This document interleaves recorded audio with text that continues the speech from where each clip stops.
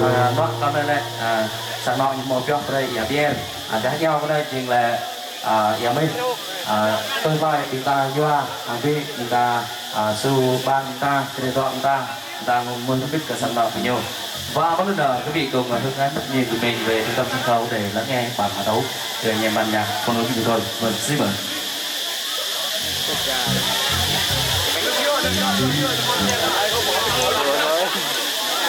Cho thấy thẻ chơi nhảy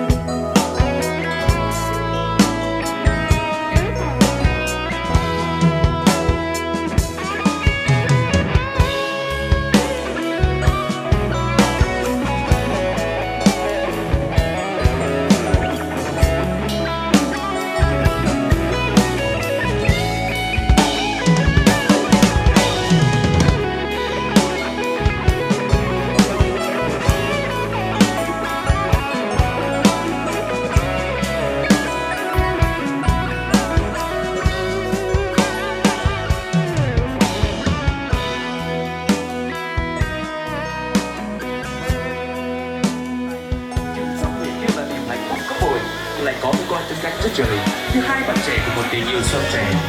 Ta xanh tay nhau đi sẽ là cuộc đời, đời trái tim đôi hàng đường. Chúc phúc mừng, xin ghi lại ngày vui, đời hoa, đời quà, đời bánh và cả những mắt long lanh đã đủ hoàn hình.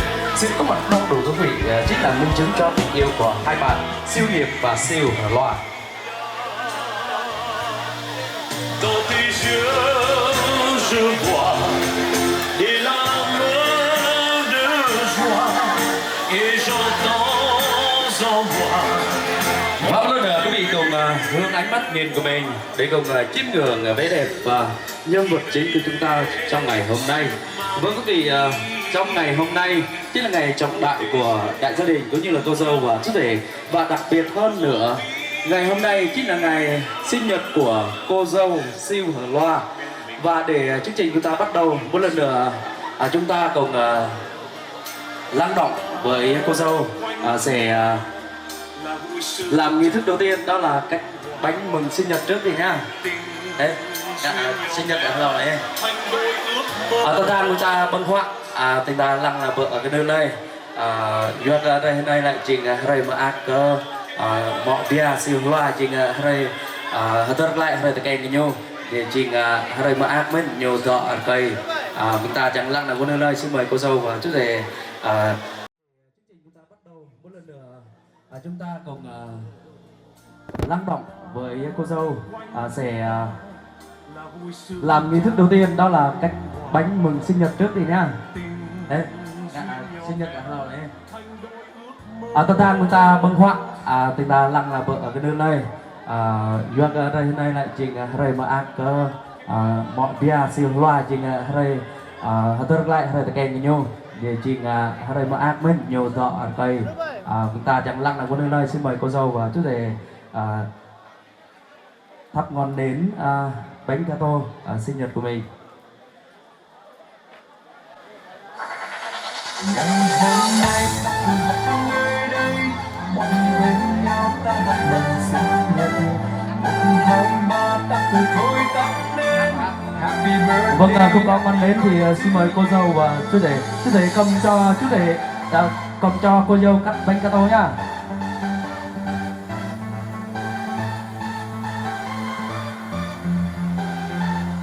Vâng, xin chúc mừng sinh nhật, xin chúc mừng cho cô dâu. Ngày hôm nay là ngày đặc biệt. Vâng, một công đôi việc rất là tuyệt vời, và xin chúc cho hai bạn trong năm hạnh phúc. Vâng, vậy là nghi thức đầu tiên của cô dâu diễn ra rất là tuyệt vời. Vâng quý vị, và chúng ta sẽ đến với lý do mà bạn và tôi đến đây. Vâng, kính quý vị, và ngay trước đây quý vị cùng hướng ánh mắt nhìn thân thương của mình để chiêm ngưỡng đôi trai tài gái sắc của chúng ta. Vâng quý vị,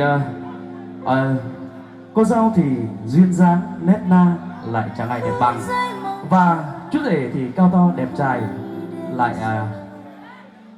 chẳng ai sánh bằng, phải không ạ? Một đôi viên hương, một cặp trai xinh rất là tuyệt vời. Vâng quý vị, có ngày hôm nay chính là nhờ ơn sinh thành này may có. Và một lần nữa xin mời đại diện quan viên hai họ cùng trở về trung tâm sân khấu để đứng về biển cạnh con trai yêu dấu của mình và con gái yêu dấu của mình. Sau một tuần câu toàn là nông doi, chúng ta đi nằm cái nơi này làm việc tham tầm trồng mọi việc.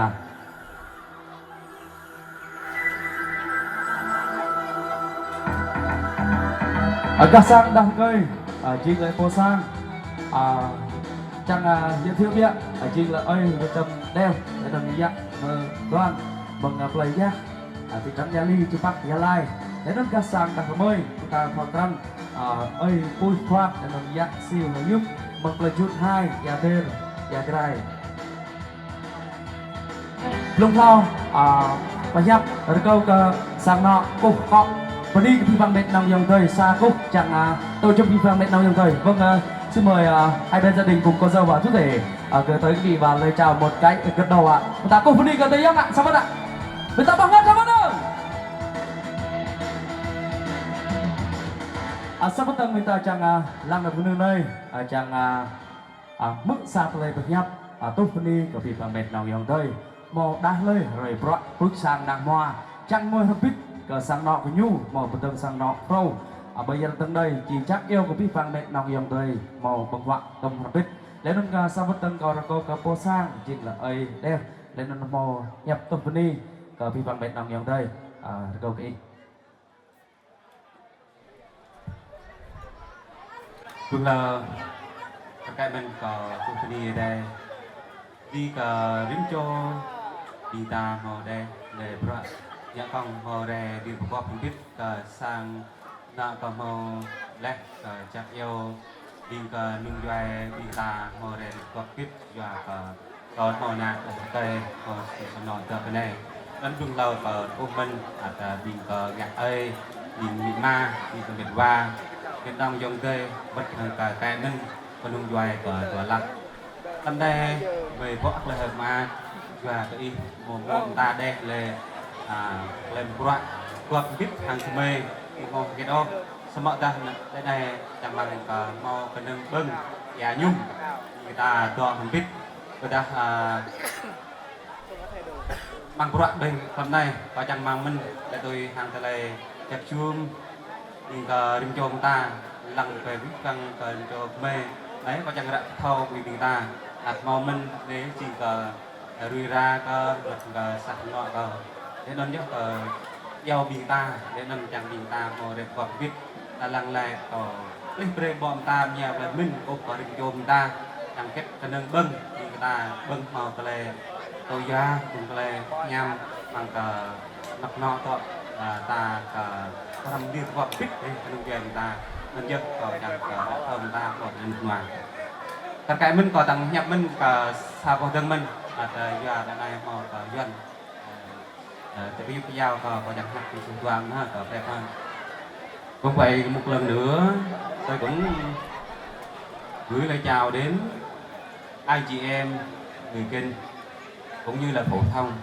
có một số và anh chị em bạn bè của tôi cũng đến dự buổi tiệc con của chúng tôi làm lễ thành hôn gọi là lập gia đình. Tôi rất chi là vui mừng để đón nhận tiếp nhận anh chị em đã bỏ công sức đến dự buổi tiệc hôm nay. Tôi không có gì hơn ngoài lời cảm ơn chân thành và trân trọng. Xin anh chị em ở đồng cảm cùng gia đình chúng tôi đây là người nhà và gia đình chúng tôi. Thay mặt cho đại gia đình chúng tôi cũng chúc anh chị em có một bữa ăn thật ngon miệng, nước, bữa tiệc ngọt. Cũng vậy, đây là gia đình chúng tôi theo quá trình lập gia đình, tôi cũng không có gì hơn để đánh giá về trước sau, gọi là đủ khôn đủ lớn. Cho nên vậy tôi mong anh chị em ngồi lại rồi chúng ta có gì ăn đó. Kính chúc sức khỏe toàn thể chúng ta thật hạnh phúc và bình an vui vẻ. Xin cảm ơn. Chúng ta bằng âm lắm ạ. Vâng, xin cảm ơn và chúc mừng cho đại gia đình. Chúng ta vừa lắng nghe vị đại diện cho bên tân gia nhân, đó là chủ nhà ông Rê Trâm Đen, đang là bố của chú rể, với một phần tri ân toàn thể quý vị và các bạn rất là tuyệt vời. Và ngay phút đây xin mời cô dâu và chú rể dâng lên ly rượu hiếu như tình để tỏ lòng kính hiếu trong buổi trưa ngày hôm nay. Vâng, kính thưa quý vị, có câu nói rằng con người có tổ có tông, như cây có cội như sông có nguồn. Cây có cội mới nở sành cành lá, nước có nguồn mới bể được sông châu. Hai bạn trẻ của chúng ta có ngày hôm nay chính là nhờ ơn sinh thành này mới có. Và để đáp lại ơn nghĩa sinh thành, cô dâu và chú rể dâng lên ly rượu hiếu như tình để tỏ lòng tình hiếu. Chiều chung thì phần cha, chiều hiếu phần mẹ, đôi ta là chứa tình. Sáng nọ ta dạ hả? Và xin mời chú rể đứng vòng bên người trai yêu dấu mình. Và xin mời cô dâu.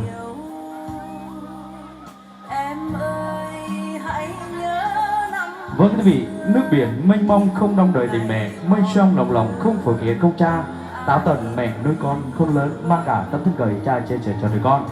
Vậy là những ly hiếu điều tình của cô dâu và chú rể đã trao lên bậc làm cha, làm mẹ. Và hôm nay là xin mời cô dâu và chú rể lùi 2 bước và xin mời hai bên gia đình cùng tiến tới để cùng ly với nhau. Và quý vị cùng hai họ rót nước bia hoặc nước ngọt của mình thật là đong đầy để cùng hòa mình nhịp đập với đại gia đình. Sẽ bắt đầu câu vi phạm mẹ đồng nhân người ta tôi nhà bia của ta nhà mình haram biết không thoa là sang đó ta hô mừng xa cái phục lao của ta chung mừng quý vị trong này chưa lô đi đâu nào chuẩn bị nhá 1 2 3 vô xin chúc mừng chào mừng gia đình nhà họ trai có được dâu hiền bên nhà họ gái có được dề thảo trong ngày hôm nay. Và bây giờ để siết chặt tình tham gia xin mời hai gia đình cùng bắt tay và xin cảm ơn. Vâng quý vị, vậy là buổi lễ ra mắt của hai bé xanh, hai đạo trắng, hai linh hồn thiêng liêng nhất buổi lễ tân hôn của chú rể sự nghiệp và cô dâu siêu hở loa ra thành công tốt đẹp. Vâng lần lần xin mời hai bên gia đình cùng tiến về bảng danh dự của mình để cùng sân sẻ niềm hạnh phúc kết nghĩa thông gia trong buổi chiều ngày hôm nay.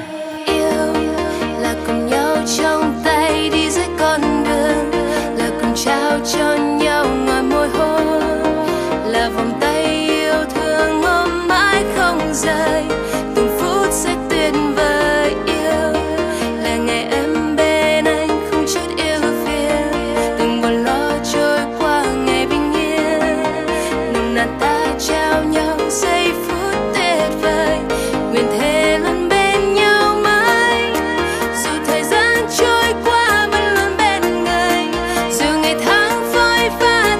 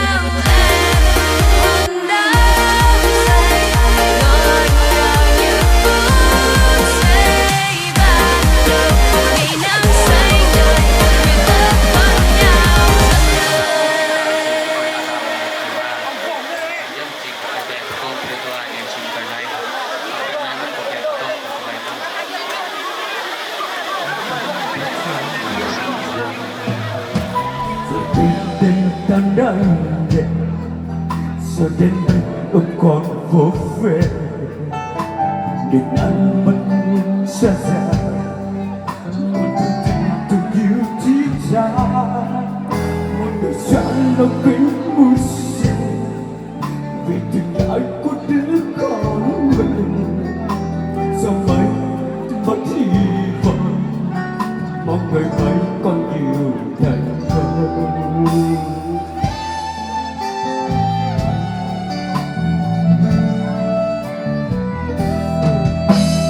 rồi tình ngày con lớn sẽ quên được anh mang cho hồn nào trong tim luôn ghi nhớ những ghi vào ngày nào cha đã trao rồi hôm nay tôi con đã về đây dù lung linh mong anh hàng đêm con xuống tiếng ca với bao dấu kinh dần về cha.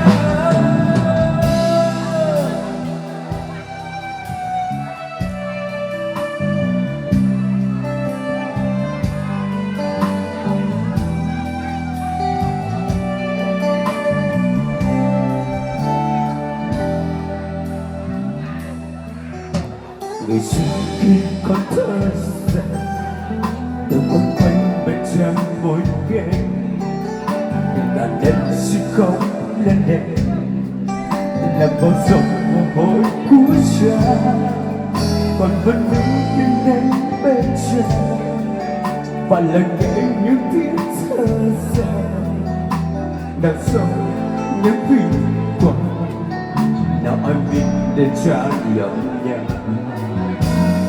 đi đến ta đang đẹp giờ đến bên đừng còn vô về nhưng đang mất hút xa xa còn thứ tình tình yêu chỉ ra một đôi chọn lúc cánh mưa xìa vì tình ai cũng đến con mình sao vậy mất hy vọng mong ngày mai con yêu thành công.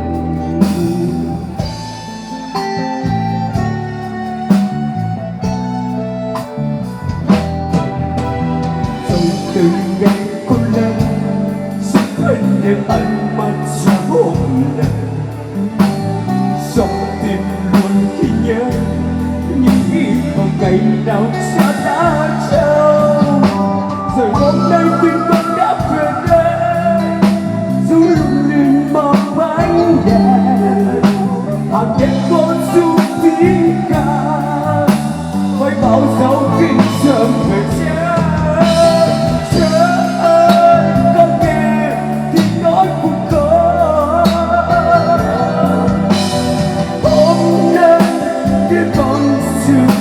Đến xin xem nhà công an để ta mãi sao trong còn vòng tình cha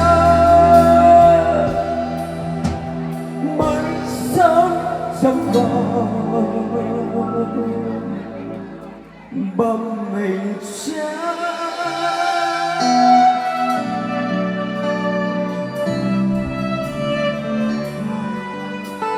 Và nói chung là mình xin hát của bạn rồi đâu ạ.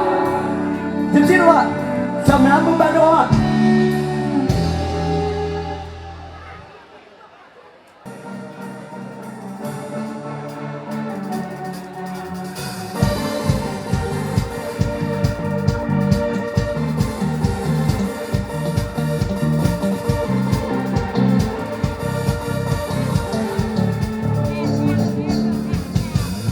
Nhiều đời là một mối vô vi tình yêu sao không thể thở sợ rằng giờ này cũng còn xa đến bên em ai như đến về nhiều lần chỉ nhìn em cùng nhau nên thời gian chưa từ sau đêm nặng em từ ngàn bốn sao dù còn không bao nhiêu xin như cảnh qua nào nên đơn mưa đôi khi thấy em về lòng anh sâu xin nàng ơi ai biết chăng anh đã nhiều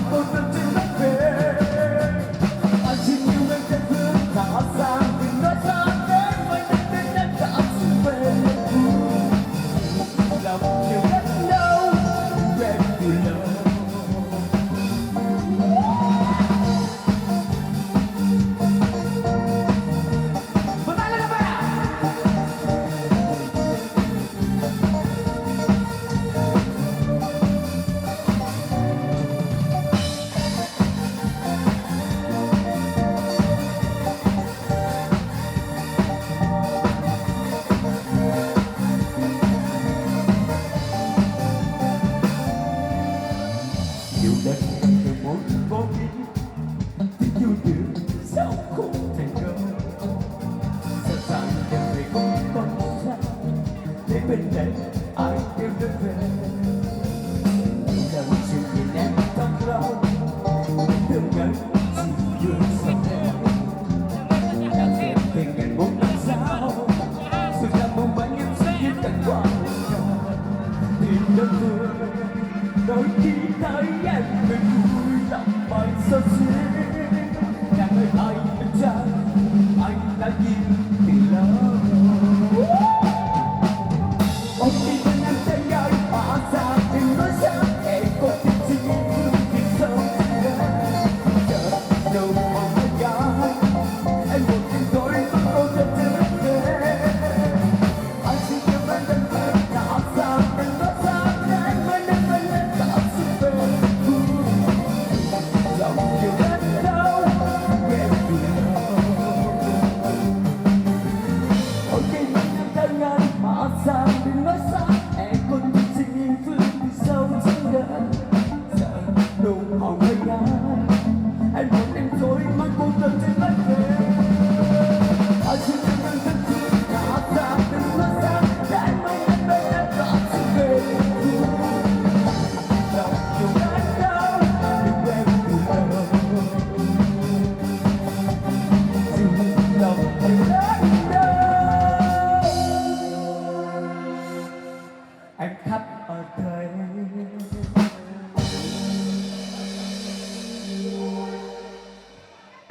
Alam ni tao na ka no ni tao la tao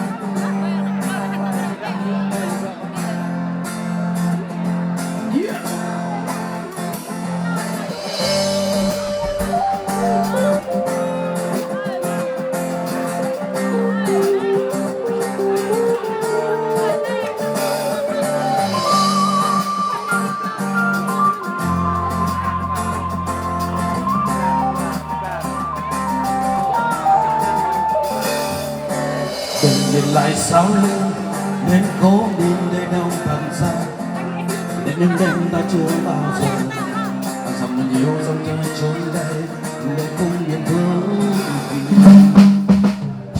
nhìn xa xa lỡ cơn mắt chẳng chân chờ khi không gian chỉ có ta đời yêu thương được nhét sao như bớt đi cho nên một góc không khác hơn đâu chỉ làm cho lòng anh yêu người khóc đến rồi sau đêm đau trong lòng hay là một đứa an biết trong ta mấy trong lòng như được nhân dân về cứ ta rơi bóng ta chợt chưa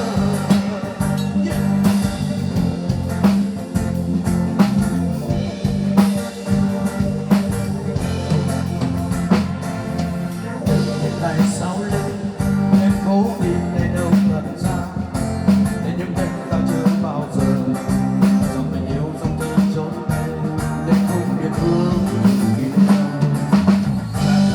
xa xa đôi mắt trong em chân chờ vì không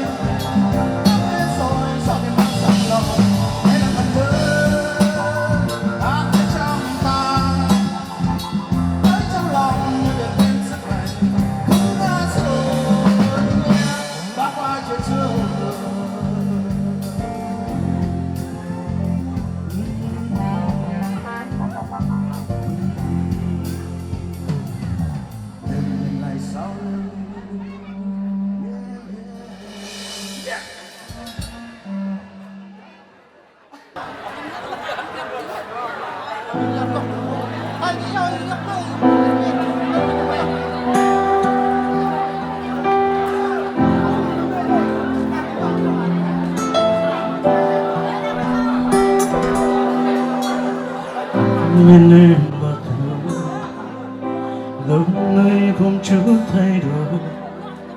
Thế nhưng bây giờ muốn chia tay với tôi vẫn còn chỉ có baby cả trường mơ giấy hiểu vì mi cả trường mơ hụt hẫng gạt nước mắt như ngày buồn nhân. Không muốn em thấy mình chăm sóc em như ngày tới, thoáng nghĩ đã đau lòng nhưng trách ai đây ngoài tôi.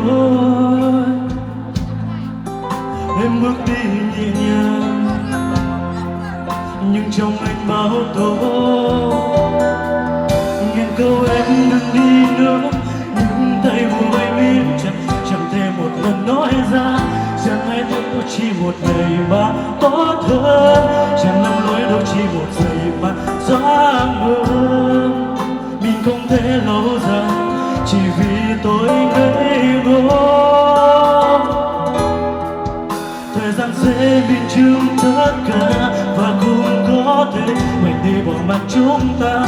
Nắm tay anh buông xuôi vì chẳng cần tôi ở bên, đã từ chờ cơ hội đời tôi vững vàng.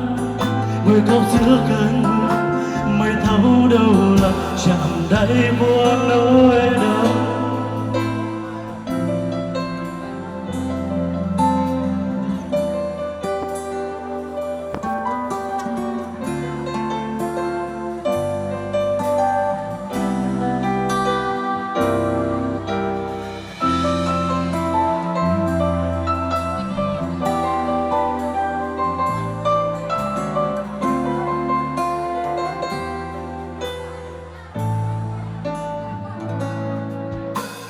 Baby cả trường mơ giấy hiểu việc mi cả trường mơ hụt hẫng gạt nước mắt nhớ ngày buồn nhớ.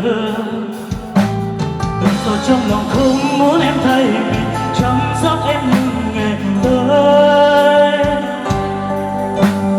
thoáng nghĩ đã đau lòng nhưng trách ai đây ngoài tôi. Em bước đi nhẹ nhàng nhưng trong anh bao tố, nghe câu em đừng đi nữa nhưng tay môi mím chặt chẳng thể một lần nói ra. Chẳng ai đâu chỉ một ngày mà tốt hơn, chẳng lầm lỗi đâu chỉ một giây mà xóa mơ mình không thể lâu dài chỉ vì tôi ngây ngô. Thời gian sẽ biên chứng tất cả và cũng có thể quên đi bỏ mặt chúng ta. Nắm tay anh buông xuôi vì chẳng cần tôi ở bên, đã từ chờ cơ hội đời tôi vững vàng. Người khóc giữa cơn mưa mới thấu đâu chạm đáy buồn nói đâu. Baby như các trường mơ, baby các trường mơ mình không thể lâu dài chỉ vì tôi ngây ngô. Thời gian sẽ minh chứng tất cả và cũng có thể quên đi bộ mặt chúng ta. Nắm tay anh buông xuôi chẳng cần tôi ở bên, đã từ trong cơ hội đời tôi vững vàng. Người khóc giữa cơn mưa mới thấu đâu là chạm đáy buồn nỗi đau. Xin cảm ơn.